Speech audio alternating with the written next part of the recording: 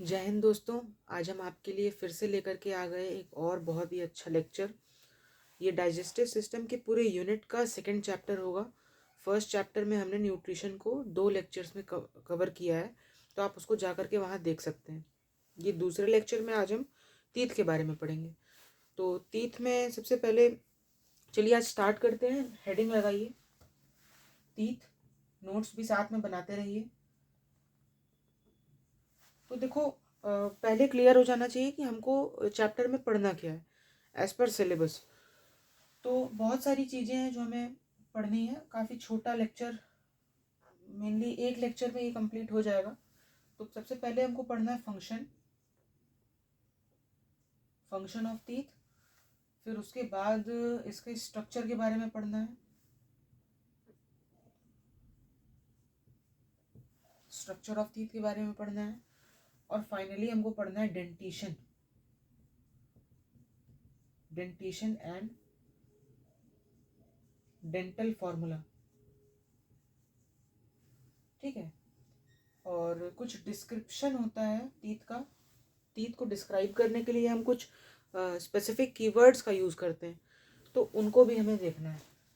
तो characteristics of human teeth, basically हम mammals की बात कर रहे हैं। ठीक है, तो मैमल्स की टीथ की हम बात कर रहे हैं। मैमेलियन टूथ के कैरेक्टरिस्टिक्स के बारे में हम कुछ टर्मिनोलॉजीज का यूज़ करके पढ़ेंगे। और बहुत से बच्चे उन टर्मिनोलॉजीज को याद करने में थोड़ी प्रॉब्लम होती है उनको, तो उसको हम बताएंगे मीनिंग वाइज कि उसको किस तरीके से याद करना है। रटने की कोई ज़रूरत नहीं। ठीक है, तो आइए स्टार्ट करते हैं। ये तो बेसिक आज का समरी था कि आज हम क्या करने वाले हैं इस लेक्चर में। चलिए शुरू करते हैं आज का लेक्चर। तीत। तो तीत के बारे में आप क्या जानते हैं? तीत एक हार्ड स्ट्रक्चर है। हार्ड स्ट्रक्चर,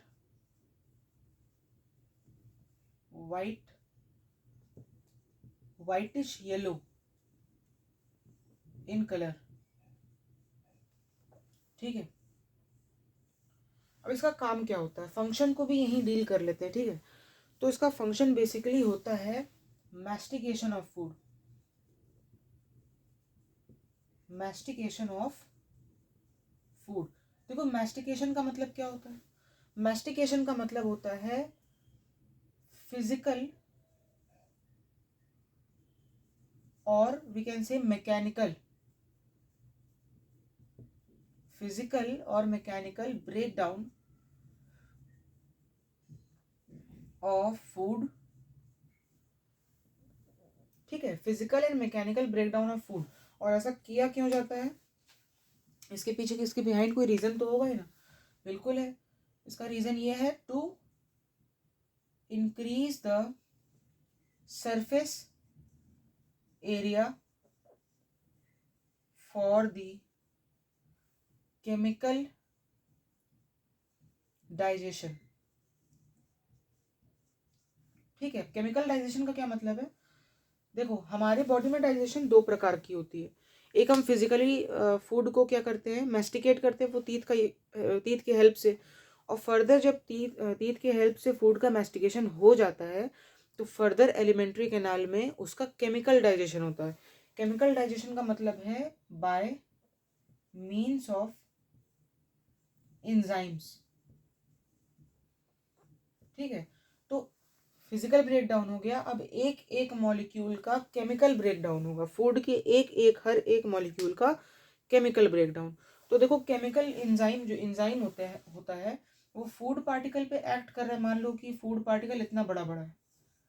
ठीक है, और अगर इसके ऊपर एंजाइम को एक्ट करना है, तो कुछ इस तरीके से एंजाइम इसके अगल बगल जो है इस तरीके से सराउंड हो जाएगा। ठीक है, लेकिन अगर मान लो कि इस फूड का मैस्टिकेशन करा दें और इस फूड को 4 टुकड़ों में, इस फूड को भी 4-5 टुकड़ों में, इसको भी 4-5 में, ऐसे ऐसे तोड़ दें by using are teeth, mastication कर दिया, ठीक है, फिजिकल ब्रेक डाउन कर दिया। इसको क्या कर दिया, मैकेनिकल या फिजिकल, मैकेनिकल और फिजिकल ब्रेक डाउन, ठीक है। तो अब क्या होगा, अब देखो इनके ऊपर का क्या होगा ना कि सरफेस एरिया जो है वो काफ़ी ज़्यादा इंक्रीज हो जाएगा। तो अब एंजाइम यहाँ पे ज़्यादा अमाउंट में एक्ट कर पाएंगी, ठीक है, इनका ज़्यादा एरिया एक्सपोज हो गया। अब इनका ज़्यादा एरिया एक्सपोज हो जाएगा तो इस तरीके से एंजाइम इनके ऊपर मोर इफेक्टिवली यहाँ पर एक्ट कर पाएगी। तो केमिकल डाइजेशन का जो प्रोसेस है अच्छे से हो जाएगा। इसीलिए कहा जाता है कि अपने फूड को हमें बहुत ज़्यादा च्यू करके खाना चाहिए, ठीक है, बहुत चबा चबा करके अपने खाने को खाना चाहिए। तो आप इतना पहले नोट कर लीजिए, फिर उसके बाद आगे बढ़ते हैं। ये तो बेसिकली आपका फंक्शन हो गया टीथ का। टीथ का बेसिकली यही फंक्शन है। अब फर्दर हम कुछ टर्मिनोलॉजीज का यूज़ करके टीथ के कैरेक्टरिस्टिक प्रॉपर्टीज़ को, या कह सकते हैं कि उसको डिस्क्राइब करने की कोशिश करेंगे बाय यूजिंग सर्टेन टर्मिनोलॉजीज। कर लिया नोट, चलिए आगे बढ़ते हैं।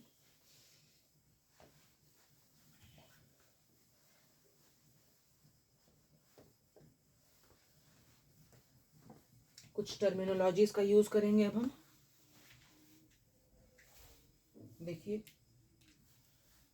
तो टीथ को डिस्क्राइब करने के लिए सबसे पहले हम लोकेशन को बताना पसंद करेंगे कि टीथ कहाँ पे लोकेटेड है, ठीक है। तो उसके लिए एक टर्मिनोलॉजी है जो कि है thecodont. Human teeth is thecodont type. ये थीकोडोंट बोल करके इसको डिनोट करते हैं। क्यों करते हैं ऐसा, देखो थीका, थीको, थीको थीका से कुछ मिलता हुआ लग रहा है। तो थीको का मतलब क्या होता है, थीको का मतलब सैक भी होता है, और somewhat like depression type, socket type, ठीक है। तो सॉकेट, ठीक है, ऐसा गड्ढा टाइप या सैक टाइप कह सकते हैं। और डोंट का मतलब क्या होता है, डोंट का मतलब होता है तीत, ठीक है। तो जब तीत सॉकेट में एम्बेडेड हो, सॉकेट का मतलब आप कुछ ऐसा समझ लीजिए कि कुछ बोनी स्ट्रक्चर होगा जिसके अंदर तीत एम्बेडेड होती है। तो इस कंडीशन में हम तीत को क्या बोलते हैं, थीकोडोंट बोलते हैं। तो अब क्या होता है कि हमारा जो बकल कैविटी है, बकल कैविटी, ये दो बोन्स कह सकते हैं कि मिल करके, दो बोन्स मिल करके बकल कैविटी को बनाते हैं। एक होती है हमारी अपर जॉ, अपर जॉ, और एक होता है लोअर जॉ, ठीक है। अपर जॉ को हम मैक्सिला कहते हैं और लोअर जॉ को मैंडिबल कहते हैं, ठीक है। अपर जॉ क्या होती है, फिक्स्ड होती है, और लोअर जॉ मूवेबल होती है, तो वो च्यू करने में हेल्प करता है हमारी। तो अपर जॉ और लोअर जॉ की जो बोन होती है, मैक्सिला और मैंडिबल, इनमें कुछ सॉकेट्स बने होते हैं इस तरीके से। जैसे मान लो कि अगर ये किसी पर्सन का माउथ है, ठीक है, तो मान लो ये बोन है पूरा, ये ऊपर बोन है, तो ये मैं माउथ बनाने की कोशिश किया हूँ, ये नोज है, ये माउथ है, ठीक है। तो ये पूरा इमेजिन कर लीजिए आप कि ये पूरा बोन है, ये बोनी स्ट्रक्चर है, ठीक है। ये ऊपर वाला मैक्सिला है और ये नीचे वाला क्या है, मैंडिबल है। ऊपर वाला मैक्सिला, नीचे वाला मैंडिबल, अपर जॉ, लोअर जॉ। अब यहाँ पर क्या है ना कि कुछ इस तरीके से सॉकेट्स बने हुए हैं, ठीक है, कुछ सॉकेट्स बने हुए हैं। तो एक सेकेंड, तो क्या होता है ना कि इन सॉकेट्स में टीथ इस प्रकार से एम्बेडेड होती है। अभी हम स्ट्रक्चर ऑफ टूथ में भी पढ़ेंगे कि कैसे ये एम्बेडेड होती है किसी सॉकेट के अंदर, ठीक है। तो इन डिटेल पढ़ने वाले हैं बिल्कुल। तो इस तरीके से ये सॉकेट में teeth is embedded, teeth is embedded in the socket. Socket में एम्बेडेड है तो हम इसको थीकोडोंट बोलते हैं। थीको का मतलब सॉकेट, डोंट का मतलब टीथ। इसको नोट करो, फिर उसके बाद नेक्स्ट टर्मिनोलॉजी पे हम पहुंचेंगे। हो गया नोट, चलिए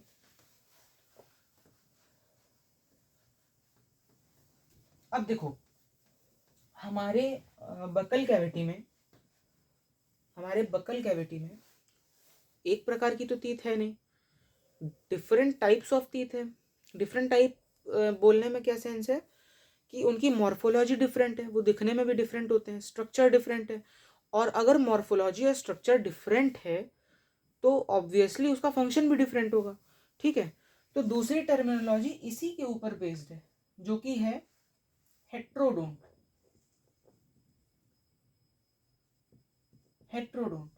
तो हेट्रो का मतलब क्या होता है? हेट्रो का मतलब होता है डिफरेंट, और डोंट का मतलब होता है तीत। ठीक है, होमोडोंट भी होता है, होमोडोंट। हालांकि आपके सिलेबस में सिर्फ हेट्रोडोंट है क्योंकि हम ह्यूमन टीथ के बारे में पढ़ रहे हैं। तो होमोडोंट में क्या होता है? सेम,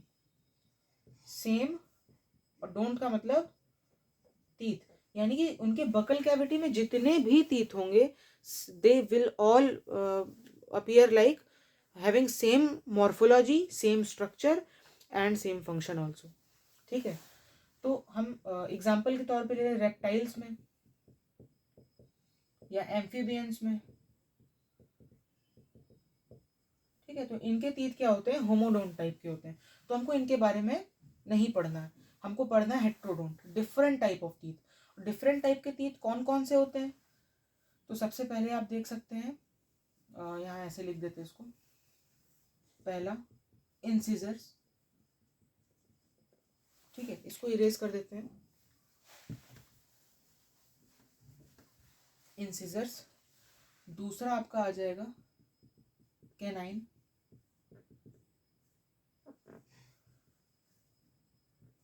तीसरा होगा प्रीमोलर, और चौथा क्या होगा? मोलर। ठीक है, तो heterodont teeth, different type of teeth in humans, and they are classified into 4 types: incisors, canine, premolar and molar. यहां पे लिख देते हैं कि they have different structure and morphology. Morphology का क्या मतलब होता है? मॉर्फोलॉजी का मतलब होता है एक्सटर्नल अपीयरेंस, मतलब बाहर से देखने पे हमें अलग अलग प्रकार के दिखे तो हम उसको मॉर्फोलॉजी बोलते हैं। ठीक, morphology, they have different structure and morphology and also different functions. तो चलिए सब डिस्कस करते हैं कि कौन कौन से डिफरेंट स्ट्रक्चर्स हैं और इनके क्या क्या फंक्शंस हैं। तो इंसिजर देखो क्या होता है।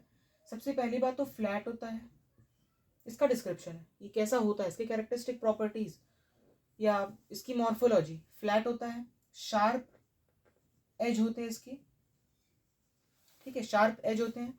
और सबसे बड़ी बात, ये की वर्ड है, इसको बिल्कुल अंडरलाइन कर लेना, चिजल शेप। चिजल शेप्ड होता है। दिखने में कैसा लगता है? दिखने में आप इसको ऐसा देख सकते हैं,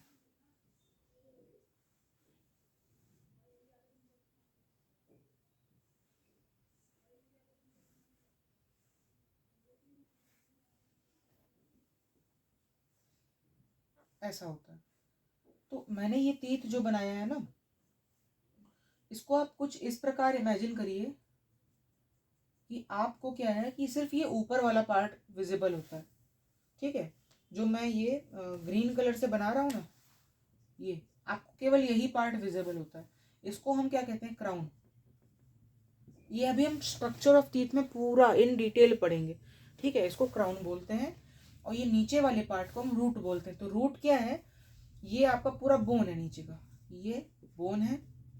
बोन कहाँ का? जॉ बोन है। ठीक है, मे बी मैक्सिला और मैंडिबल, दोनों में से कोई भी हो सकता है। इन जनरल मैं बनाया हूँ, ये जॉ बोन है, जॉ बोन। और जॉ बोन में टीथ का जो ये रूट पार्ट होता है, रूट ये होता है एम्बेडेड। तो ये कुछ इस प्रकार का हमें दिखता है। तो ये इंसिजर्स हो गए। अब इनका फंक्शन क्या है? देखो सोचो जरा कि फ्लैट है, शार्प एज है और चिजल शेप्ड है। तो ऑब्वियसली इसका फंक्शन क्या हो जाएगा? Used for cutting. अभी हम ये सब कुछ पढ़ेंगे कि इनकी ओरिएंटेशन कैसे होती है बकल कैविटी में, कहाँ कहाँ पे कौन कौन से टीथ प्रेजेंट होते हैं। ठीक है, उनके नंबर्स के बारे में भी हम पढ़ेंगे जो कि डेंटल फॉर्मूला और डेंटिशन है। ठीक है, सब कुछ डिस्कस करेंगे बारी बारी से। पहले ये हो गया इंसाइजर्स। ठीक है, आइए अब देखते हैं कैनाइन को। तो कैनाइन को देखा जाए तो इसके कैरेक्टरिस्टिक प्रॉपर्टीज में क्या लिखेंगे कि it is sharp, actually very sharp. ठीक है, शार्प तो यहाँ इंसिजर्स में भी लिखा, यहाँ वेरी शार्प पॉइंटेड, और सबसे बड़ी चीज देखो, जैसे यहाँ चिजल शेप्ड लिखा था, यहाँ पे क्या लिखेंगे, डैगर शेप। डैगर का मतलब होता है खंजर, चाकू टाइप का होता है। ठीक है, तो उसको इसलिए डैगर शेप्ड बोला गया क्योंकि वो बहुत शार्प होता है। अब इसका भी स्ट्रक्चर देख लो। इसका स्ट्रक्चर कुछ इस प्रकार का होता है।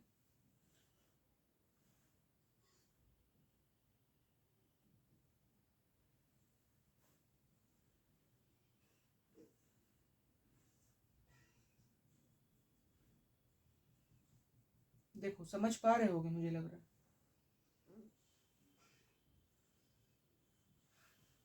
ठीक है, ये पोर्शन नीचे वाला रूट है, this is embedded in jaw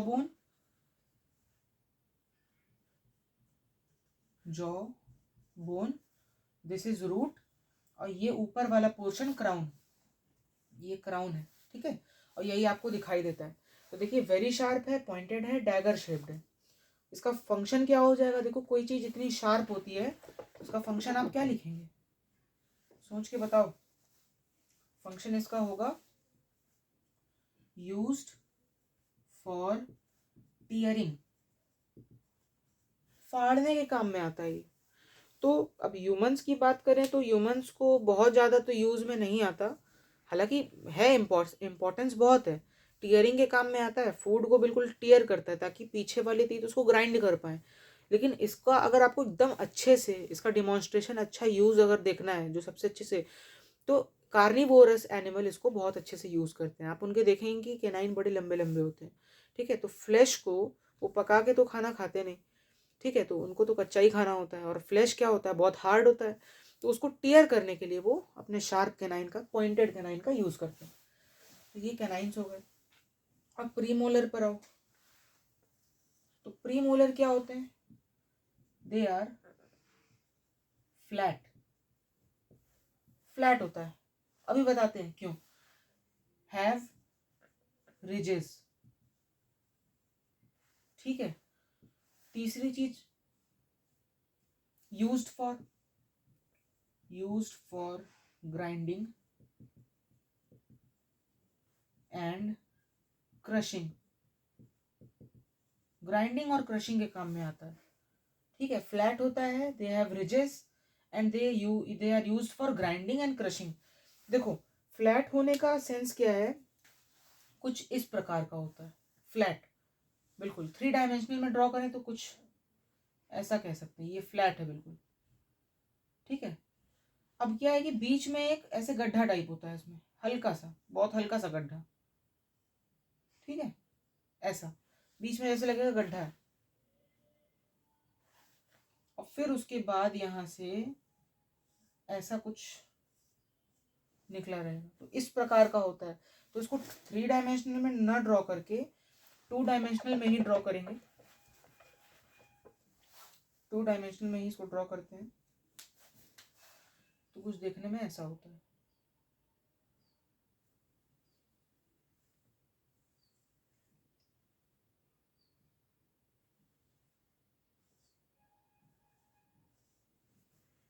ठीक है, अब देखो, कंपेयर कर सकते हो आप कि इसका रूट डिफरेंट है और इन दोनों का रूट डिफरेंट था। देखो, ये फ्लैट सरफेस है, ये इसकी रिज है, और ये रूट है, और कुछ इस प्रकार से यहाँ पर देखो, ये मैंने जो ब्लू कलर का शेड करके बनाया है ना, इसको गम बोलते हैं। सब कुछ स्ट्रक्चर ऑफ टूथ में पढ़ेंगे अभी। ठीक है, सब कुछ पढ़ेंगे। ये देखो, यहाँ पर क्या है, इस प्रकार से रूट है, रूट इनका कुछ इस तरीके से 2 पार्ट में डिवाइडेड है। ठीक है, तो ऐसा इसका स्ट्रक्चर हो गया। आगे आइए मोलर पे। तो मोलर में क्या है, मोलर में कुछ भी नहीं है, ये भी फ्लैट होते हैं, ऐसे बना दे रहे हैं, मतलब सेम। इनकी भी रिजेस होती हैं, they are also use for grinding and crushing purpose, ठीक है। लेकिन फ़र्क क्या होता है दोनों में? फ़र्क बहुत ही मामूली सा है, बिल्कुल ऐसे ही होगा। देखो फ्लैट है विथ रिज है, ठीक है। और अब यहाँ पे क्या होगा, इनके रूट पे ध्यान देना।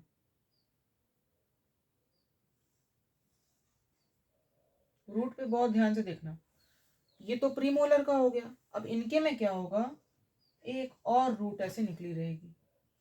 अब ये देखो मैंने 2 डायमेंशनल बनाया है। 3 डायमेंशनल में समझने के लिए आप ऐसे समझ सकते हैं कि ये जैसे समझ लो 2 रूट ऐसे निकली है, ऐसे, और एक रूट जो है वो इस तरह पीछे है, ऐसे है, ठीक है। तो कुछ इस टाइप का अलाइनमेंट, इस टाइप का अरेंजमेंट है, ऐसा। देख रहे हो उसको, देख रहे हो ना? तो ये इस तरीके से अरेंज्ड है। तो इसको फर्दर ड्रॉ कर लेते हैं। ये आपके पेपर में बनाने के लिए भी आ सकता है, क्योंकि ये बहुत हार्ड डायग्राम तो है नहीं, आ सकता है बहुत इजीली। देखो ये 3 रूट्स में डिवाइडेड है। ऊपर का बिल्कुल same, they are flat, they have ridges. देखो फ्लैट भी है, रिज भी है, और they are used for grinding and crushing purpose, ऐसा, ठीक है। अभी पूरा स्ट्रक्चर में हम अच्छे से इन डिटेल पढ़ेंगे। तो ये हेट्रोडोंट के बारे में हमने पढ़ लिया। इसको जल्दी से बना लीजिए, नोट कर लीजिए या स्क्रीनशॉट ले लीजिए, तो फिर आगे बढ़ें। हो गया? मिटा दें? चलिए अब हम नेक्स्ट टाइप के डिस्क्रिप्शन पे बढ़ने जा रहे हैं।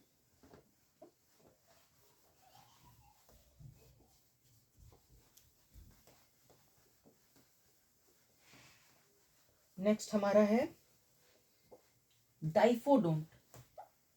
Next type of terminology which we are going to deal is diphodont.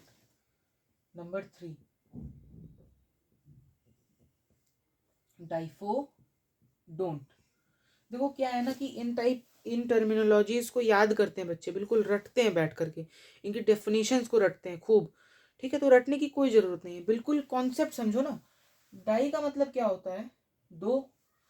फायो का मतलब फेज टाइप लग रहा है, फेज, फायो फेज, तो फेज कह लो या सेट्स कह लो, सेट्स। और डोंट का मतलब क्या होता है? अभी पीछे देखा, टीथ। तो when teeth emerge in 2 sets, 2 sets में जब टीथ इमर्ज करे तो उसको हम क्या बोलते हैं? डाइफोडोंट कहते हैं, सिंपल। अब 2 कौन कौन से सेट में ये इमर्ज कर रही है उसको समझाने के लिए मैं एक स्पेशल चीज का यूज करता हूँ, उसको कहते हैं टीथ टाइमलाइन। किसी बुक में मैक्सिमम दिया तो नहीं रहता है चार्ट के फॉर्म में, मैं फ्लो चार्ट बना करके आपको एक्सप्लेन करूंगा। तो चलिए बनाते हैं फ्लो चार्ट। डाइफोडोंट, अब इतना समझ लो पहले कि टीथ जो है वो 2 सेट्स में इमर्ज करेगी, ठीक है। तो देखो पहले 6 मंथ, फिर इसके बाद 2 इयर्स, फिर इसके बाद 6 इयर्स, फिर इसके बाद 12 इयर्स, और फिर इसके बाद 18 इयर्स। ये टाइमलाइन, ठीक है। और इसी टाइमलाइन का यूज करके अभी डेंटल फॉर्मूला, डेंटिशन, ये सब चीज़ों के बारे में भी हम डिस्कस करेंगे। पहले इसको देख लीजिए आप। देखो 6th मंथ पे क्या होता है, जब बच्चे 6 मंथ के होते हैं, बहुत छोटे होते हैं, तो टीथ स्टार्ट्स टू ग्रो, ठीक है। और यहाँ पे जो टीथ उग रही होती है इनको हम बोलते हैं मिल्क टीथ, मिल्क टीथ, या उसको और भी बोलते हैं और टेम्पोररी टीथ, टेम्पोररी टीथ। और तीसरा नाम क्या बोलते हैं? Deciduous teeth, deciduous teeth. देखो 3 नाम है। अभी पूरा क्लियर हो जाएगा कि क्यों ये 3 नाम ऐसे इसके पड़ गए, ठीक है।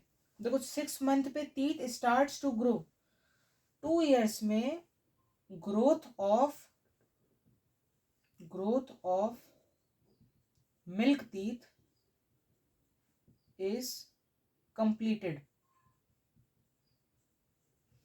ठीक है। अब growth of milk teeth complete हो गई तो देखो इसका डेंटल फॉर्मूला भी बनेगा, मतलब टोटल नंबर ऑफ टीथ कितने होते हैं एक 2 साल के बच्चे में। ठीक है, अभी सब कुछ डिस्कस करेंगे, सेपरेटली डेंटल फॉर्मूला को डिस्कस करेंगे। अब यहाँ पे देखो 6 मंथ पे क्या हुआ, टीथ ग्रो करना स्टार्ट की और 2 इयर्स तक आते आते ये मिल्क टीथ जो ग्रो कर रही थी इसका ग्रोथ कंप्लीट हो गया। 6 ईयर तक आते आते क्या होगा, milk teeth starts to fall off, milk teeth गिरना शुरू कर जाती है, मतलब टूटने लगती है, एक एक टीथ जो है टूटने लगती है और उसके जगह नई टीथ निकलती है। तो जो नई वाली निकल रही है ना, हम उसी को परमानेंट टीथ बोलते हैं। ठीक है, तो 12 इयर्स तक आते आते देखो 6 इयर्स का बच्चा हुआ, धीरे धीरे उसकी जो मिल्क की टीथ थी, पुरानी वाली मिल्क टीथ, वो टूटना स्टार्ट करेगी और नई उगेगी, और नई वाली को हम क्या बोलेंगे, परमानेंट टीथ बोलेंगे। तो 12 इयर्स की एज में क्या लिखेंगे, all the milk teeth are replaced by permanent teeth. अब यहां पर एक पॉइंट आप और नोट कर लो, ब्रैकेट में, एक्सेप्ट विजडम टूथ,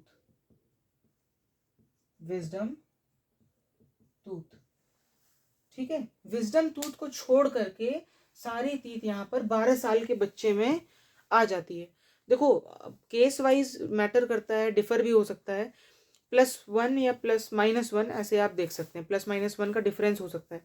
जरूरी नहीं है कि 13 साल के एज में भी जा करके इसकी पूरी टीथ रिप्लेस हो सकती है।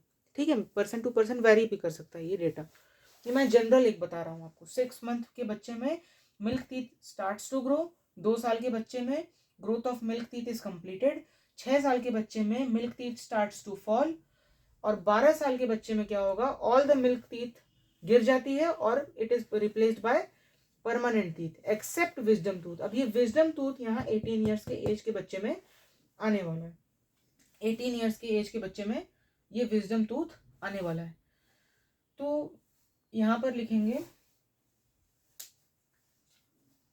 18 ईयर्स और आफ्टर, 18 ईयर्स या उसके बाद विजडम टूथ अपीयर्स।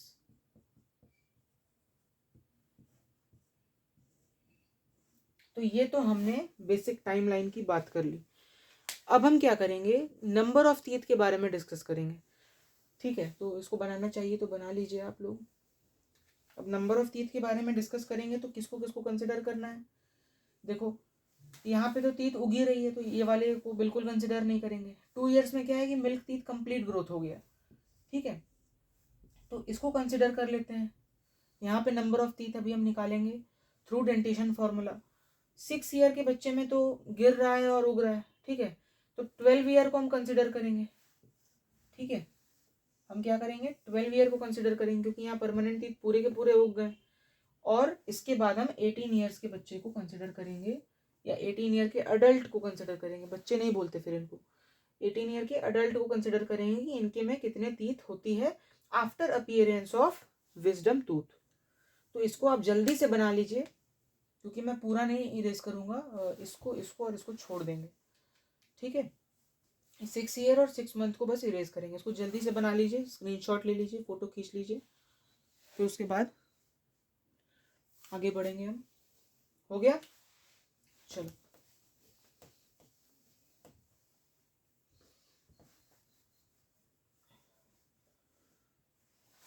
देखो 2 साल के बच्चे में क्या होता है, सबसे पहले टीथ का अरेंजमेंट समझना है, या टीथ का अरेंजमेंट ना समझ के पहले डेंटल फॉर्मूला समझ लेते हैं।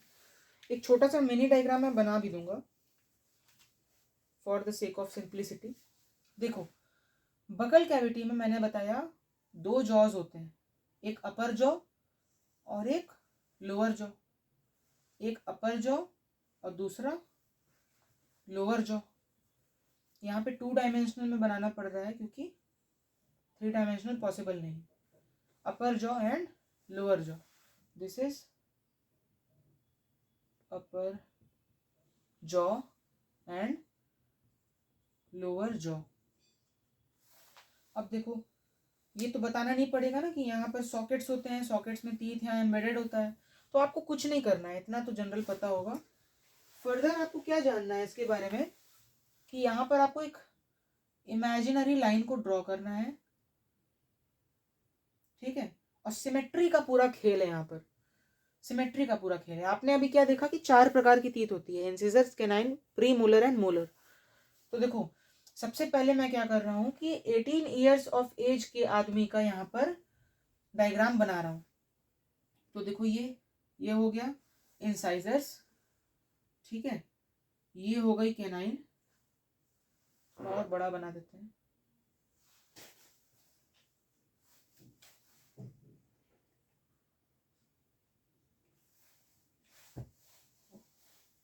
इंसाइजर्स के बाद कैनाइन, ये ऐसे इंसाइजर्स हो गए, ये सी शार्प सी कैनाइन हो गई, 1 2 3 सॉरी 2 प्रीमोलर हो गए, 2 प्रीमोलर हो गए, और 1 2 3 मोलर हो गए। दिख रहा है ना? फिर से बना दे, रुको रुको कलरफुल बना देते हैं, थोड़ा डिस्टिंग्विश करने में इजी हो जाएगा, ठीक है। तो देखो ब्लू कलर से इंसाइजर बना रहे हैं, ये इंसाइजर हो गया, ठीक है। कैनाइन को देखो शार्प ग्रीन कलर, कैनाइन हो गई। और ये देखो प्री मोलर, 1 2 प्री मोलर हो गए, अब 3 मोलर होंगे, ठीक है, 3 मोलर होंगे, 1 2 3 मोलर हो गए। तो इस बात को बिल्कुल अच्छे से समझ लो कि हम हाफ ऑफ द जॉ की बात कर रहे हैं, तो एक इंसाइजर, एक कैनाइन, वेरी सॉरी 2 इंसाइजर होंगे, वेरी सॉरी 2 इंसाइजर होंगे, ऐसे शेड कर देते हैं इसको ताकि अच्छे से दिखे, 2 इंसाइजर, 1 कैनाइन, 2 प्रीमोलर और 3 मोलर। इसको मैं लिख दे रहा हूं यहाँ पे, इंसाइजर्स। अब देखो इंसाइजर को हम स्मॉल आई से दिखाएंगे क्योंकि डेंटल फॉर्मूला में हम सिंबल्स का यूज करेंगे। ये कैनाइन है, इसको स्मॉल सी से दिखाएंगे। ये प्रीमोलर है, इसको पी एम से दिखाएंगे। एम पी एम वाला पी एम नहीं, ये प्रीमोलर वाला पी एम है, ठीक है। और ये क्या है, मोलर, इसको हम स्मॉल एम से दिखाएंगे। सिंपल, इतना समझ पा रहे हो ना? अपने हाफ अपना मुंह खोलो और हाफ ऑफ द जॉ पे फोकस करो, तो आपको हाफ ऑफ द जॉ में क्या मिलेगा, बिल्कुल फ्रंट पे 2 इंसिजर, फिर उसके बाद 1 कैनाइन, फिर उसके बाद 2 प्रीमोलर, और पीछे जाओगे, बिल्कुल अडल्ट की बात कर रहा हूँ, ठीक है, आफ्टर 18 ईयर ऑफ एज की, तो वहां पे आपको 3 मोलर मिलेंगे, ऐसा आपको मिलेगा, बिल्कुल इस तरह, ठीक है। तो अगर अडल्ट की बात करें, अडल्ट की 18 ईयर्स ऑफ एज की, 18 ईयर्स ऑफ एज की बात करें, जब विजडम टीथ आ चुकी होती है परमानेंट टीथ के साथ, तो यहाँ पे डेंटल फॉर्मूला लिखने का तरीका देखो क्या होता है। Dental formula is equals to, dental formula is equals to, बीच में एक लाइन खींच दो, ठीक है। इसको यहाँ पे लिख दें क्या, थोड़ी सी जगह कम पड़ रही है, यहाँ लिखते हैं dental formula is equal to, एक लाइन खींचिए बीच में, सबसे पहले इंसिजर्स का नंबर, और हाँ बिल्कुल हाफ ऑफ द जॉ को कंसिडर करना, पूरे को नहीं, हाफ ऑफ अ जॉ को। तो 2 इंसिजर्स, देखो 1 कैनाइन है ग्रीन कलर की, 1 कैनाइन, प्रीमोलर कितने, 2 प्रीमोलर, और मोलर कितने, 3 मोलर, ठीक है। तो जो इधर रहेगा बिल्कुल सिमेट्रिकल यहाँ पे भी रहेगा, सेम टू सेम। तो दूसरे साइड ऑफ जॉ में 2 इंसिजर्स, 1 कैनाइन, 2 प्रीमोलर और 3 मोलर, ठीक है। इतना समझ रहे हो, इतना क्लियर है ना? अब क्या करना है, ये एक जॉ का निकला है, ये ऊपर वाला इधर हाफ का, नीचे वाला अदर हाफ का, और ये पूरा जो है ये एक जॉ का हो गया। अब अगर इसको इंटू 2 कर दो तो ऊपर वाले का भी निकल जाएगा कैलकुलेशन, क्योंकि ऊपर वाला स्ट्रक्चर भी तो नीचे की तरह बिल्कुल सिमिलर है। जितने दांत आपके नीचे हैं उतने उतने ही ऊपर भी होंगे, और जो जो जहाँ जहाँ पे नीचे है वो वहाँ वहाँ ऊपर होगा। ठीक है, तो ये डेंटल फॉर्मूला आप इस तरह निकाल सकते हैं। अब इसको काउंट कर लीजिए, 2 2 4 1 5 और 3 8 हो गए। तो ऊपर 8 और नीचे 8 कितने हो गए? 16। 8 + 8 16। 16 × 2 करोगे कितना आएगा? ये आएगा 32। तो अडल्ट में 32 टीथ होते हैं, आपने हमेशा सुना होगा। ठीक है, तो हमने डेंटल फॉर्मूला से इसको डिराइव भी कर लिया। तो ये अडल्ट में आफ्टर 18 ईयर्स ऑफ एज यहाँ पे लिखेंगे तो 32 टीथ प्रेजेंट होता है। ये क्लियर है कि नहीं? हाँ, एक और बात, ये विजडम टूथ जो होता है ये कौन सा होता है? इसमें कहाँ पे विजडम टूथ है भाई? जो लास्ट वाले मोलर है ना, ध्यान दो, जो ये वाले मोलर है, ये वाला मोलर, एक यहाँ पर भी होगा ये वाला मोलर, और एक यहाँ होगा ये वाला, और एक यहाँ होगा ये वाला। भाई ऊपर भी तो होंगे उतने ही मोलर। यहाँ पे 3 मोलर होते हैं ना, देखो 3 मोलर होते हैं। सिर्फ मोलर को कंसिडर करना, क्योंकि मैं बताने जा रहा हूँ कि मोलर्स में विजडम टूथ कौन से होते हैं। तो बिल्कुल लास्ट वाला जो मोलर होता है, लास्ट वाला मोलर, इसको हम क्या बोलते हैं? Wisdom tooth. ठीक है, इतना क्लियर है कि नहीं? इतना क्लियर है ना? ठीक है, इसको आप नोट कर लीजिए, फिर उसके बाद हम 12 ईयर ऑफ एज की बात करेंगे। 12 ईयर ऑफ एज हो गया, आगे बढ़े। चलिए देखो, dental formula for child for 12 years. तो देखो 12 ईयर में क्या है? एक्सेप्ट विजडम टूथ सारे परमानेंट टीथ होंगे। तो विजडम टूथ कौन कौन से थे? एकदम लास्ट वाले मोलर, तो कितने हैं? 4। तो देखो हाफ ऑफ द जॉ को कंसिडर करना, फिर से हाफ ऑफ द जॉ को आप कंसिडर करोगे तो यहाँ पे क्या होगा? ये वाला हटा दो और ये सबको भी हटा ही दो। ठीक है, अब हाफ ऑफ द जॉ को कंसिडर करो। तो हाफ ऑफ द जॉ को कंसिडर करेंगे तो कितने इंसाइजर्स?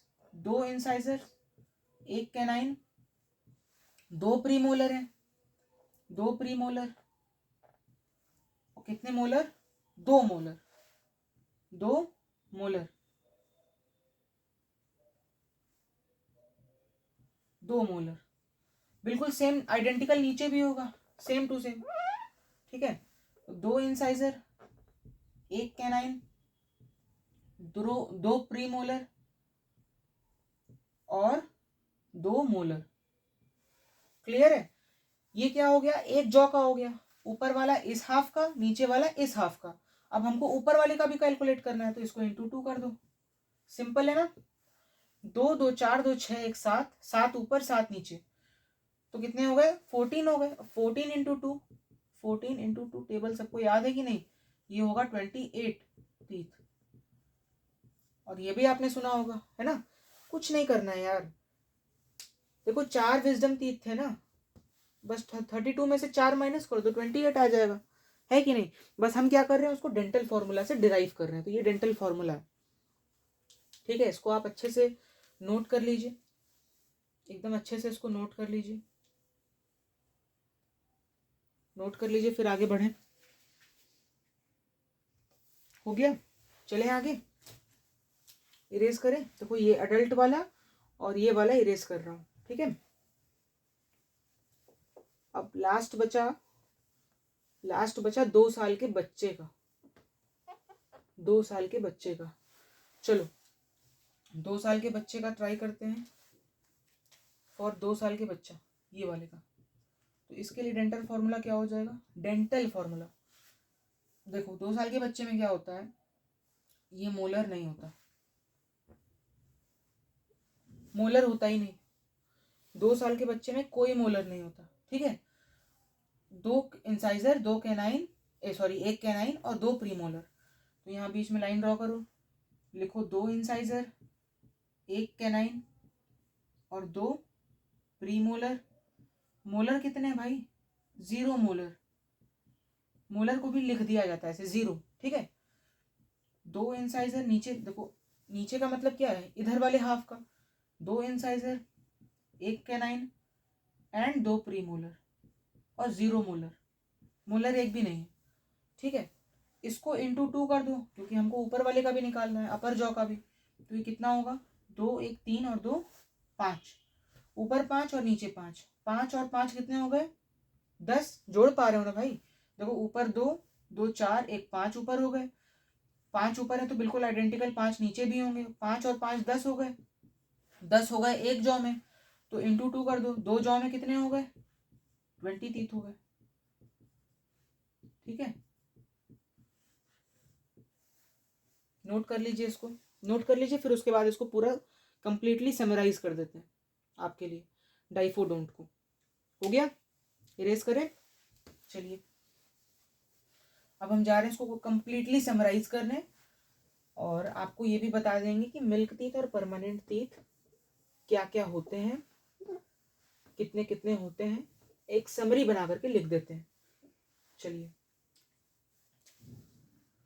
देखो, मिल्क टीथ जो होता है, मिल्क टीथ बेसिकली आपको 20 होता है, milk teeth is 20 in number. ठीक है, और इनका डेंटल फॉर्मूला क्या हो जाएगा फॉर अ चाइल्ड। ठीक है, 12 साल के बच्चे के लिए, सॉरी 12 साल नहीं, 6 साल के बच्चे के लिए, चाइल्ड के लिए 6 साल से कम, क्योंकि 6 साल के बाद जो है मिल्क टीथ शेड ऑफ करना स्टार्ट हो जाती है। इनका डेंटल फॉर्मूला क्या होगा, 2 इंसाइजर होते हैं, 1 कैनाइन होती है, 2 प्री मोलर होते हैं, 0 मोलर होते हैं, upon 2 incisor, 1 canine, 2 pre molar and 0 molar into 2। ठीक है, 2 2 4 1 5 ऊपर 5 नीचे, 10 इंटू 2, ये होगा 20 तीत, ये लिख दिया मैंने। ठीक है, इतना समझते हो ना। अब 12 साल के बाद के लिए ये क्या है, लेस देन 6 ईयर्स। अब 12 साल के बाद के लिए, ठीक है, after 12 years, more than 12 years but less than 18 years, ऐसे ही बनेगा ना, more than 12 years less than 18 years, ऐसा। ठीक है, 12 साल से लेकर 18 साल के बीच में, यार ऐसा लिख दो ना, 12 ईयर्स टू 18 ईयर्स। इनका क्या होगा डेंटल फॉर्मूला, इनके में क्या हो जाएगा भाई, देखो 2 मोलर आ जाएंगे, और जो लास्ट वाला मोलर है, तीसरा मोलर, वो नहीं आएगा क्योंकि वो 18 ईयर्स के बाद आता है। तो 2 इंसाइजर सेम रहेगा, 1 कैनाइन सेम रहेगी, 2 प्री मोलर भी सेम टू सेम रहेंगे, बस 2 मोलर यहाँ पर एडिशनल ऐड हो जा रहे हैं। फिर 2 इंसाइजर, 1 कैनाइन, 2 प्री मोलर और 2 मोलर, इंटू 2 कर दो क्योंकि दोनों जॉ का निकालना है। तो कितने हो गए, 2 2 4 2 6 1 7, 7 ऊपर 7 नीचे, तो 14 हो गया, इंटू 2, ये हो गया 28 टीथ। तो यहाँ पर कितने होंगे 28 इन नंबर, सिंपल।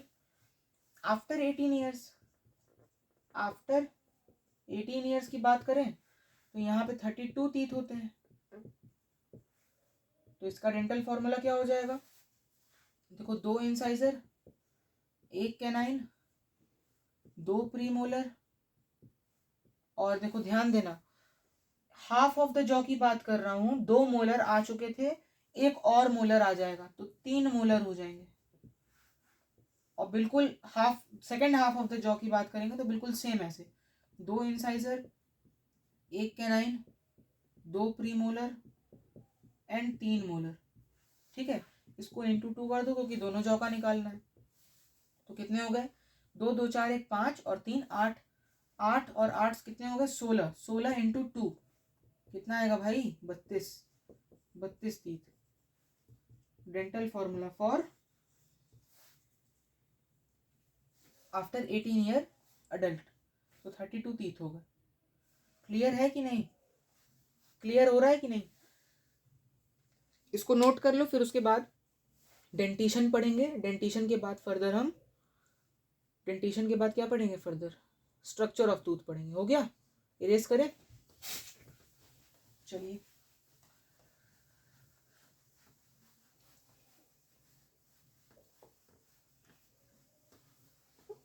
कोई डाउट हो तो कमेंट सेक्शन में पूछ सकते हैं आप, नो प्रॉब्लम। चलिए, डेंटिशन, डेंटिशन की बात मैं कर रहा था। डेंटिशन का मतलब होता है, देखो डेंटिशन का मतलब होता है arrangement of teeth, arrangement of teeth, arrangement, number, types and types of teeth present in buccal cavity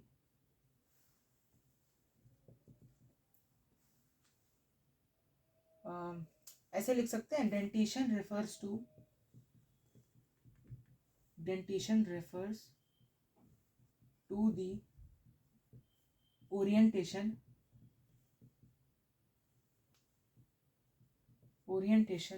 arrangement, number and types of teeth present in buccal cavity of an organism।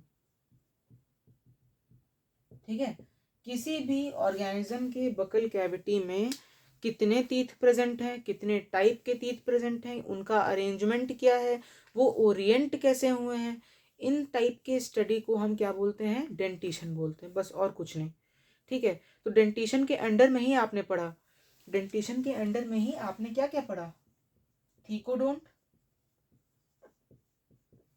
फिर उसके बाद second क्या पढ़ा, heterodont, और इसके बाद क्या पढ़ा, डाइफोडोंट।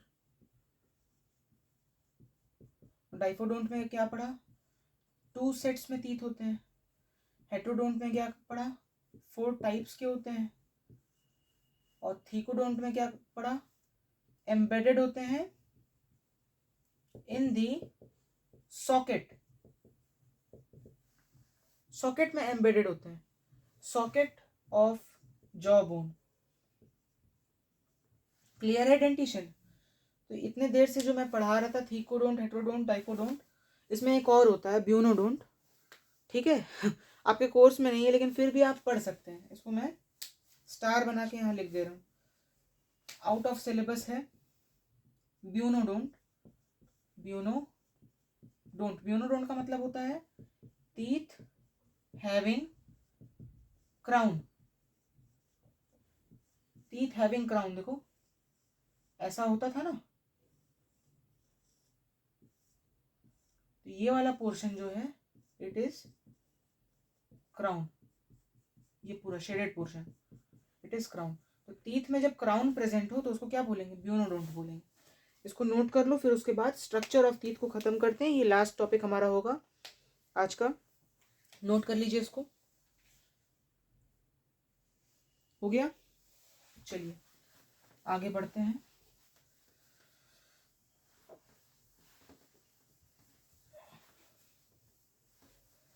चलिए, structure of tooth, structure of tooth बहुत ही सिंपल है, बहुत ही इजी है।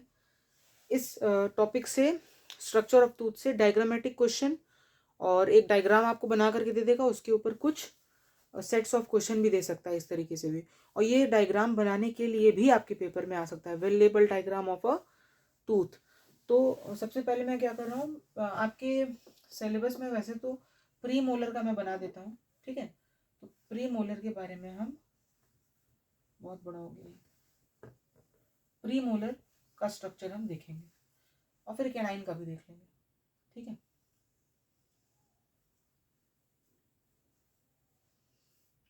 तो ये ऊपर वाला पोर्शन हो गया क्राउन,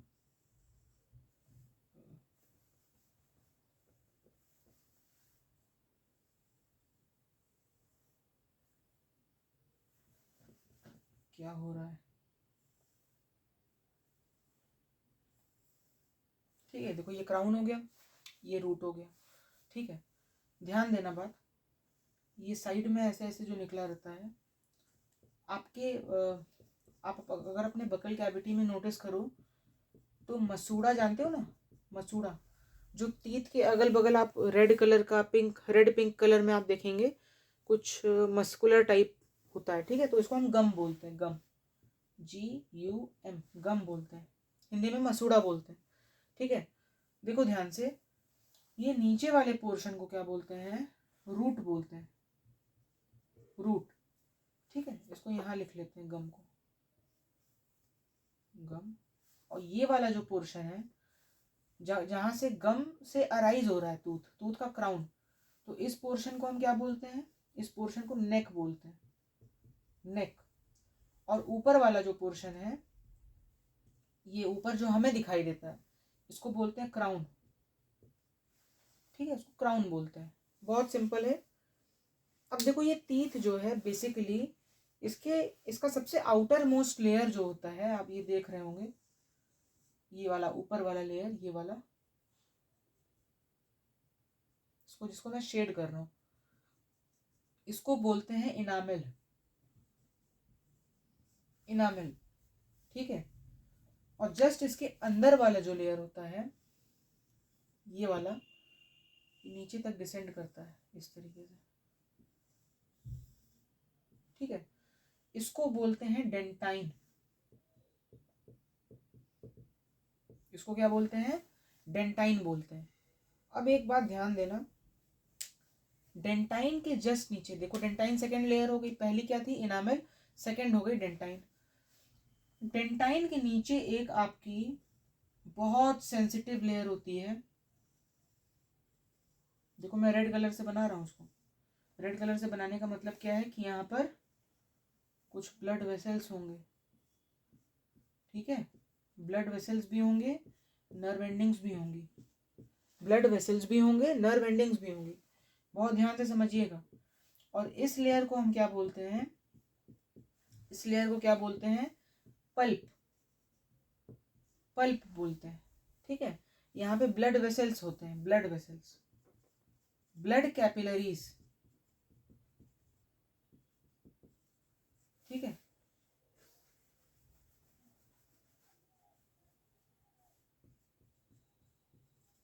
ठीक है, हाईली वैस्कुलर रीजन होता है टीथ का। ठीक है, अब एक चीज ध्यान दो, ये पल्प कैविटी के बाद आपको एक हार्ड लेयर दिखाई देगी। अगर आप टीथ के स्ट्रक्चर को देखेंगे तो कुछ ऐसा, देखो मैं ग्रीन कलर से बना रहा हूँ उसको, तो ये हार्ड लेयर आपको दिखाई देगी। तो शेड भी कर देते हैं थोड़ा, ये हार्ड लेयर देख रहे हो ना, बहुत ध्यान से देखना, इसका बहुत इंपॉर्टेंट फंक्शन है। इस हार्ड लेयर को कहते हैं सीमेंटम। अब थोड़ा इमेजिन करो, टीथ हवा में तो लटका नहीं है, ये टीथ जो है आपका, ये ऐसे कोई ऐसे रीजन होगा, रीजन क्या होगा भाई, बोन ही तो होगा, बोन पे ही अटैच होता है ना टीथ, तो ये बोन होगा आपका जॉ बोन,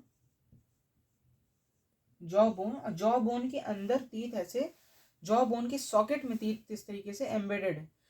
इसको और रिजिडली बाउंड करने के लिए, सॉकेट के अंदर टीथ को रिजिडली बाउंड रखने के लिए, आप टीथ से बहुत काम लेते हो भाई, हार्ड काम होता है उसका, हर समय उसको मूवमेंट या टूटने का भी डर होता है। ठीक है, तो उसको रिजिडली बाउंड रखने के लिए to the jaw bone cementum is present, cementum. तो सीमेंटम का क्या फंक्शन होता है, सीमेंटम का काम होता है, it bounds the teeth rigidly to the jaw bone. Jaw bone इधर लिख देते हैं ताकि यहाँ पे फंक्शंस भी लिख पाए। ये है जॉ बोन, जॉ बोन, और बेसिकली जॉ बोन का सॉकेट है, सॉकेट पार्ट। ठीक है, तो इनामेल के बारे में क्या मैंने बताया, इनामेल के बारे में आपको क्या बताया मैंने, enamel is the hardest material in the body, hardest white and it is composed of calcium, Ca लिख रहे हैं, कैल्शियम का मतलब, Ca का मतलब कैल्शियम, कैल्शियम सॉल्ट्स। ठीक है, सेकेंड लेयर मैंने क्या बताया, डेंटाइन। डेंटाइन का क्या क्या कैरेक्टरिस्टिक्स है, less hard than enamel, yellowish,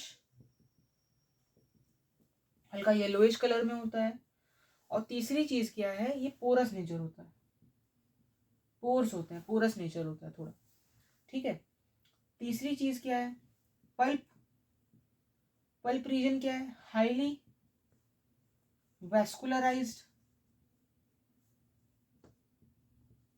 highly vascularised का मतलब देखो कितनी ढेर सारी ब्लड वेसल्स हैं, तो यहाँ क्या लिखेंगे? Blood vessels and nerve endings are present, nerve endings and blood vessels are present। और चौथी क्या लेयर है भाई? चौथी लेयर है सीमेंटम। देखो ये बहुत ही सिंपल डायग्राम मैंने बनाया है। यहाँ इसको अगर इसको और ब्रीफली बनाया जाए तो आप हायर क्लासेस में पढ़ेंगे। यहाँ पे कुछ सेल्स भी होते हैं, ठीक है। यहाँ पे डेंटाइन के जस्ट नीचे कुछ सेल्स की लेयर होती है, उनको कहते हैं ओडोंटोब्लास्ट सेल, ठीक है। आपको पढ़ना नहीं है ये, ओडोंटोब्लास्ट सेल। ये क्या करती है? डेंटाइन को बनाती है, डेंटाइन सेक्रीट करती है, डेंटाइन के लेयर को फॉर्म करती है, ठीक है। तो इतने डिटेल में नहीं जाना है आपको, ये बस हल्का सा पढ़ना है। सीमेंटम में क्या है? इट बाउंड्स द टीथ, देखो बाउंड्स की जगह फिक्स भी यूज कर सकते हो। It fix the teeth rigidly into the socket of the jawbone। बहुत ही सिंपल। सीमेंटम क्या करता है? It bound the teeth in the socket of the jawbone very rigidly, very tightly, fix कर देता है। तो ये टीथ का कंप्लीट स्ट्रक्चर हमने पढ़ लिया है। देखो कैनाइन में भी जो हमने बनाया था, कैनाइन का स्ट्रक्चर कैसे बनाया था? कैनाइन ऐसे शार्प सा बनाया था, ठीक है, और फिर इसका नीचे ऐसे रूट था, ठीक है, इस तरीके से गम था। तो इसमें भी कुछ नहीं होगा, ये ऊपर वाली लेयर ऐसे बना देना, इनामेल हो जाएगी, इसके जस्ट नीचे वाली लेयर डेंटाइन हो जाएगी। और इसमें भी क्या होगा? इसके अंदर भी क्या होगा? इसके अंदर भी एक पल्प कैविटी होगी इस तरीके से, ठीक है। पल्प कैविटी इस तरीके से होगी, इसके अंदर ब्लड वेसल्स होंगे, नर्व एंडिंग्स होंगी, ठीक है। और यहाँ पर भी क्या प्रेजेंट होगा? यहाँ पर भी क्या होगा? सीमेंटम इस तरीके से प्रेजेंट होगा और जॉ बोन में टाइटली बाउंड करके रखेगा। तो ये डायग्राम जो मैंने बनाया है स्ट्रक्चर ऑफ टूथ में, ये प्री मोलर का है। प्री, ब्लैक से लिख देते हैं इसको, नहीं तो विजिबल ना हो शायद। प्री मोलर का है। और कैनाइन का कुछ इस प्रकार होता है, ठीक है। कैनाइन का आप इस तरह बना सकते हैं। अगर आपके पेपर में आए तो घबराइएगा मत। यहाँ पे देखो 2 रूट थे, यहाँ पे सिंगल रहेगा, बाकी सारे लेयर्स इनामेल, डेंटाइन, पल्प और सीमेंटम बिल्कुल के बिल्कुल सेम रहेंगे। यहाँ पर भी ये नीचे रूट है, बीच में नेक है और ऊपर क्राउन है। तो ये हमारा आज का लास्ट टॉपिक था। इसके बारे में, इसके लेयर्स के भी बारे में आपको मैंने कुछ डिटेल्स बता दी हैं, और इसको हम, इस चैप्टर को हमने आज कंप्लीट कर लिया है। तो आप इस चैप्टर का लेक्चर अच्छे से देखिए, इसके नोट्स बनाइए और कोशिश करिए कि अपने बुक से इसके कुछ क्वेश्चंस भी लगा लीजिए। अगर कोई डाउट आता है इन केस, तो आप कमेंट बॉक्स में लिख करके पूछ सकते हैं, मैं उसमें रिप्लाई कर दूंगा, उसका आंसर बता दूंगा। तब तक के लिए अच्छे से पढ़ाई करते रहें। जय हिंद।